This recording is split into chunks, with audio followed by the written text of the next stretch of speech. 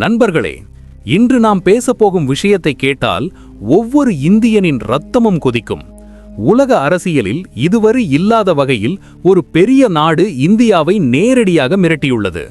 உலகின் மிகப்பெரிய வல்லரசான அமெரிக்காவிலிருந்து வந்த அந்த ஒரே ஒரு அறிக்கை இப்போது உலகம் முழுவதும் பெரும் பரபரப்பை ஏற்படுத்தியுள்ளது.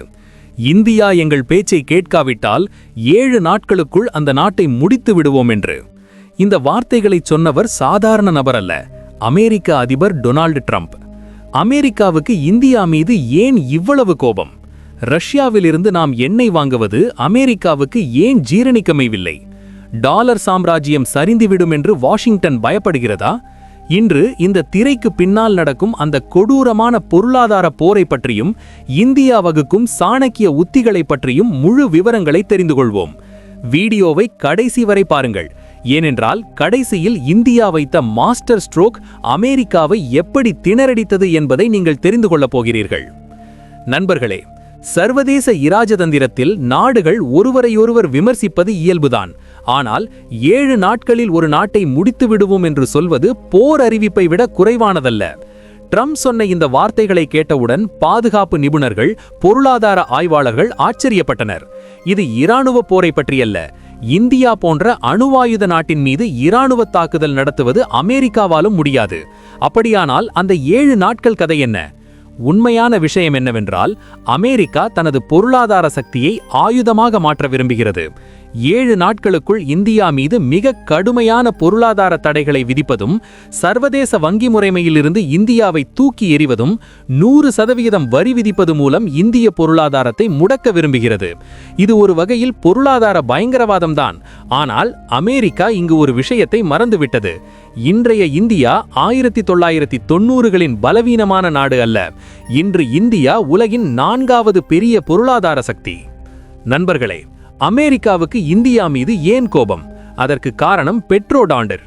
2ஆம் உலகப் போருக்கு பிறகு உலகம் முழுவதும் எண்ணெய் வர்த்தகம் டாலரிலேயே நடக்க வேண்டும் என்று அமெரிக்கா ஒரு அமைதியான ஒப்பந்தத்தை உலகம் மீது திணித்தது. எந்த நாடு எண்ணெய் வாங்கினாலும் டாலர்கள் வேண்டும். இதனால் டாலருக்கு மிகப்பெரிய தேவை ஏற்பட்டது. அமெரிக்கா எவ்வளவு நோட்டுகள் அச்சிட்டாலும் அதற்கு மதிப்பு இருந்தது. ஆனால் ரஷ்யா உக்ரைன் போருக்கு பிறகு நிலைமை மாறியது. அமெரிக்கா ரஷ்யா மீது தடை விதித்தால் இந்தியா தனது நாட்டு நலனுக்காக ரஷ்யாவிலிருந்து மலிவான எண்ணெயை வாங்க தொடங்கியது.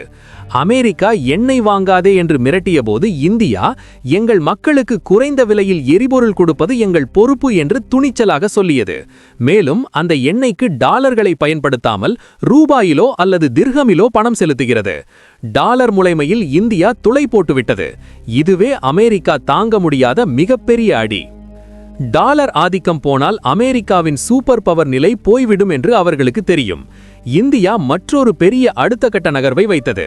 அது பிரிக்ஸ் கூட்டணியை வலுப்படுத்துவது. ரஷ்யா, சீனா, பிரேசில், தென்னாப்பிரிக்காவுடன் உள்ள இந்த கூட்டணியில் இப்போது சவுதி அரேபியா, ஐக்கிய அரபு அமீரகம் போன்ற எண்ணெய் வள நாடுகள் இணைந்துள்ளன. இந்தியா இவற்றை அழைப்பது பின்னால் ஒரு பெரிய உத்தி உள்ளது. ஒரு காலத்தில் சவுதி அரேபியா அமெரிக்காவின் உயிர் நண்பன். ஆனால் இப்போது சவுதி கூட இந்தியாவுடன் இணைந்து உள்ளூர் நாணயத்தில் வர்த்தகம் செய்ய தயாராகியுள்ளது. பிரிக்ஸ் நாடுகளின் மொத்த ஜிடிபி இப்போது G7 நாடுகளின் ஜிடிபியை மீறிவிட்டது. உலக பொருளாதார மையம் மேற்கிலிருந்து கிழக்கு நோக்கி நகர்கிறது. அமெரிக்காவுக்கு இப்போது புரிந்துவிட்டது, இந்தியா வெறும் ஜூனியர் பார்ட்னராக இருக்க விரும்பவில்லை. இந்தியா தனது சொந்த சாம்ராஜ்யத்தை கட்டமைக்கிறது. ட்ரம்ப் தனது உரைகளில் அடிக்கடி இந்தியாவை டாரிஃப் கிங் என்று அழைப்பார். இந்தியா தங்கள் பொருட்களுக்கு வரி விதிக்கிறது என்று. அதற்கு பதிலாக இந்தியாவிலிருந்து வரும் பொருட்களுக்கு 100% வரி விதிப்போம் என்று மிரட்டுகிறார். நண்பர்களே, இது மிகவும் ஆபத்தான விஷயம். இந்தியாவிலிருந்து அமெரிக்காவுக்கு ஐடி சேவைகள், மருந்து, ஆடை, பொறியியல் பொருட்கள் பெரிய அளவில் ஏற்றுமதியாகின்றன. அமெரிக்கா 100% வரி விதித்தால் நமது நிறுவனங்கள் பாதிக்கப்படும். ஆனால் இந்தியா இங்கும் ஒரு பிளான் பி தயார் செய்துள்ளது. அமெரிக்காவை சார்ந்திருப்பதை குறைத்து ஆப்பிரிக்கா, ஐரோப்பா, தென்கிழக்கு ஆசிய நாடுகளுடன் புதிய வர்த்தக ஒப்பந்தங்கள் செய்து வருகிறோம். இங்கு வரலாற்றை ஒரு முறை நினைவு கூற வேண்டும். 1971இல் இந்தியா பாகிஸ்தான் போர் நடந்தபோது அமெரிக்கா இந்தியாவுக்கு எதிராக தனது 7வது கடற்படையை வங்காள விரிகுடாவுக்கு அனுப்பியது. அப்போது அமெரிக்கா இந்தியாவை மிரட்டியது. ஆனால் இந்தியா சரணடையவில்லை. 1998இல் போக்ரான் அணுசோதனைகள் நடத்திய போதும் அமெரிக்கா கடுமையான தடைகள் விதித்தது. அப்போதும் இந்தியா நின்றது. எனவே அமெரிக்காவின் மிரட்டல்கள் நமக்கு புதிதல்ல. ஆனால் அப்போதும் இப்போதும் உள்ள வித்தியாசம் என்னவென்றால், அப்போது இந்தியாவிடம் பணமில்லை, இப்போது இந்தியாவிடம் 600 பில்லியன் டாலருக்கும் மேல் வெளிநாட்டு பண்ட மதிப்பு இருப்பு உள்ளது. மைக்ரோசாஃப்ட் போன்ற நிறுவனங்களின் சிஇஓக்கள் இந்தியர்களே. அமெரிக்க பொருளாதாரத்தில் இந்தியர்களின் பங்கு முக்கியமானது. இந்தியாவை தோற்கடிப்பது என்றால் அமெரிக்கா தன் காலில் தானே கல்லை எறிவது என்று வாஷிங்டனில் உள்ள புத்திசாலிகளுக்கு தெரியும். அமெரிக்காவுக்கு மற்றொரு டென்ஷன் என்னவென்றால், இந்தியா இப்போது ஆயுதங்கள் வாங்கும் நாட்டிலிருந்து விற்கும் நாடாக மாறி வருகிறது. மேக் இன் இந்தியா மூலம் தேஜஸ் போர் விமானங்கள், பிரம்மோஸ் ஏவுகணைகள் தயாரிக்கிறோம். ஒரு காலத்தில் சின்ன சின்ன பாகங்களுக்கு கூட அமெரிக்கா அல்லது ரஷ்யாவை பார்த்தோம். இப்போது சொந்தமாக செமிகண்டக்டர் ஆலைகளை அமைக்கிறோம். தொழில்நுட்பத்தில் இந்தியா சுயசார்பு அடைந்தால் அமெரிக்கா தொழில்நுட்ப தடைகள் என்ற ஆயுதத்தை இழக்கும். செயற்கை நுண்ணறிவு, விண்வெளி தொழில்நுட்பம் என்று இஸ்ரோ மூலம் இந்தியா சாதிக்கும் வெற்றிகள் அமெரிக்காவை ஆச்சரியப்படுத்துகின்றன. அமெரிக்கா ஒரு காலத்தில் கொடுக்க மறுத்த தொழில்நுட்பத்திற்கு இப்போது இந்தியாவுடன் ஒப்பந்தங்கள் செய்ய வரிசையில் நிற்கிறது. நண்பர்களே, உங்களுக்கு தெரியுமா, உலகில் 20க்கும் மேற்பட்ட நாடுகள் இப்போது இந்தியாவுடன் ரூபாயில் வர்த்தகம் செய்ய ஒப்புக்கொண்டுள்ளன. ரஷ்யா, இலங்கை, மொரீஷியஸ், ஐக்கிய அரபு அமீரகம் போன்ற நாடுகள் ஏற்கனவே ரூபாயில் பரிவர்த்தனை செய்கின்றன. இது அமெரிக்காவுக்கு மிகப்பெரிய அச்சுறுத்தல். ஒருவேளை டாலர் அதன் உலகளாவிய ரிசர்வ் நாணய நிலையை இழந்தால் அமெரிக்க பொருளாதாரம் 7 நாட்களிலேயே முடங்கிவிடும். அதாவது ட்ரம்ப் சொன்ன அந்த 7 நாட்கள் வார்த்தை இந்தியாவுக்கு அல்ல, உண்மையில் அது அமெரிக்காவின் எதிர்காலத்திற்குத்தான் பொருந்தும். இந்தியா ரூபாயை சர்வதேச நாணயமாக மாற்றும் முயற்சிகள் அமெரிக்காவுக்கு இதயத்தில் ரயில் ஓட வைக்கின்றன. அமெரிக்காவுக்கு இந்தியா ஏன் தேவை? சீனாவை தடுக்க ஆசியாவில் இந்தியா தவிர வேறு சக்தி இல்லை. சீனாவிலிருந்து நிறுவனங்கள் வெளியேறினால் அவை இந்தியாவிற்கே வரவேண்டும் என்று அமெரிக்கா விரும்புகிறது. ஆனால் இந்தியா இங்கு ஒரு நிபந்தனை வைத்துள்ளது. நிறுவனங்கள் எங்களிடம் வரலாம், ஆனால் கட்டுப்பாடு எங்களிடமே இருக்கும். அமெரிக்காவுக்கு இந்தியா ஜூனியர் பார்ட்னராக இருக்க வேண்டும், ஆனால் இந்தியா சமமான பங்காளியாக நடந்து கொள்கிறது. இந்திய மண்ணில் அமெரிக்க ஆதிக்கத்தை இந்தியா பொறுத்து கொள்ளாது என்று மோடி அரசு தெளிவுபடுத்தியுள்ளது. வெளியுறவு அமைச்சர் எஸ் ஜெய்சங்கரின் வார்த்தைகளில் சொல்ல வேண்டுமென்றால், இந்தியா இப்போது எந்த ஒரு கூட்டணியிலும் இல்லை. இந்தியா மல்டி அலைன்மெண்ட்டை பின்பற்றுகிறது. நாம் அமெரிக்காவுடன் குவாடில் இருக்கிறோம், அதே சமயம் ரஷ்யா சீனாவுடன் பிரிக்ஸில் இருக்கிறோம். எல்லாருடனும் நட்பு, ஆனால் யாருக்கும் அடிமை இல்லை. இதுவே புதிய இந்தியாவின் உண்மையான சக்தி. அமெரிக்க மிரட்டல்களுக்கு இந்தியா கொடுக்கும் பதில் மிகவும் வித்தியாசமாக இருக்கும். நாம் உரத்த பேச மாட்டோம், ஆனால் களத்தில் வேலையை முடிப்போம். ரஷ்யாவிலிருந்து எண்ணெய் வாங்குவதை நிறுத்தாமல் இருப்பதே அதற்கு எடுத்துக்காட்டு. அமெரிக்கா எவ்வளவு எச்சரிக்கை செய்தாலும் இந்தியா தனது தேசிய நலன்களுக்கே முதல் முன்னுரிமை கொடுத்தது.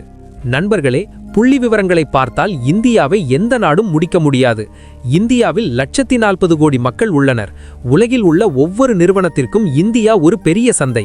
இந்தியாவை தள்ளி வைத்தால் அமெரிக்க நிறுவனங்களே நஷ்டமடையும். ஆப்பிள் போன்ற நிறுவனங்கள் இந்தியாவை நோக்கி பார்க்கின்றன. இராணுவ சக்தியில் இந்தியா இன்று உலகின் முதல் 4 வலிமையான இராணுவங்களில் ஒன்று.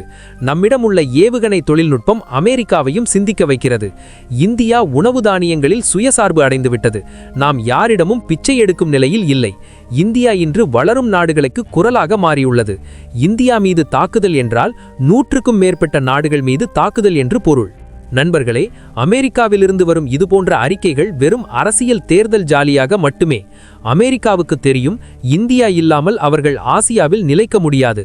இந்தியா ரஷ்யாவுடன் தூரமாக வேண்டும் என்று அவர்கள் விரும்பலாம், ஆனால் இந்தியா தனது பாதையை தானே தேர்ந்தெடுக்கும். ட்ரம்ப் சொன்ன அந்த 7 நாட்கள் வார்த்தை ஒரு வல்லரசின் அச்சமே. இந்தியா யாருக்கும் தலைவணங்காது என்பது உலகுக்கு புரிந்துவிட்டது. நாம் யாருடனும் போர் விரும்பவில்லை, ஆனால் நமது சுயமரியாதைக்கு யாரும் கை வைத்தால் அமைதியாக இருக்க மாட்டோம். இந்தியா இன்று ஒரு புதிய உலக ஒழுங்கை உருவாக்குகிறது. அதில் அமெரிக்க ஆதிக்கம் இருக்காது, சீனாவின் சதிகள் நடக்காது. மோடி அமெரிக்காவுக்கு எந்த அளவுக்கு பயப்பட வேண்டியது இல்லை என்றாலும் சார்ந்திராத நாடாக இந்தியாவை உருவாக்குகிறார். ஆனால் வரும் நாட்களில் அமெரிக்கா எதிர்பார்க்காத அளவுக்கு இந்தியா உயரும். ஒரு முறை டாலர் பலவீனமடைய தொடங்கினால் அமெரிக்கா இந்தியாவின் காலடியில் வருவது உறுதி.